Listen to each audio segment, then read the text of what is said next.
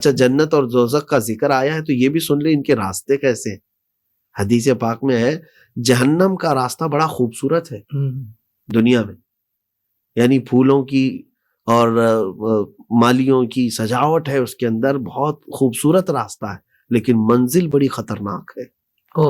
اور جنت کا راستہ کانٹوں کا ہے، کانٹوں کا ہے، لیکن منزل جو ہے بڑی خوبصورت ہے۔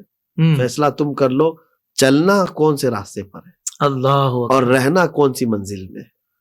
اللہ عموماً جہنم کا راستہ یہاں سجایا گیا ہے، سنوارا گیا ہے، آسانی ہے، طبیعت ہے، تمہاری مزہ ہے، خوب مزہ ہے، اور یہ گناہوں کی لذت میں پڑھ کر کے وہ اپنی منزل کو بھول گیا ہے۔ اللہ اگر یہاں کے مزے راستے پر چل کر کے دردناک اور ہولناک عذابات کا وہ مقابلہ کرنا چاہتا ہے تو چلے دنیا کے ان خوبصورت راستوں پر، اللہ اور اگر وہ نعمتیں جو ہم نے بتائی ہیں وہ چاہیے، جس کی طلب ہے تمہیں جنت کی، تو پھر یہاں کچھ کانٹوں کے راستے پر چل لو، واہ تھوڑے دنوں کی بات ہے، پھر جنت تمہارے انتظار میں ہے۔ سبحان اللہ سبحان اللہ۔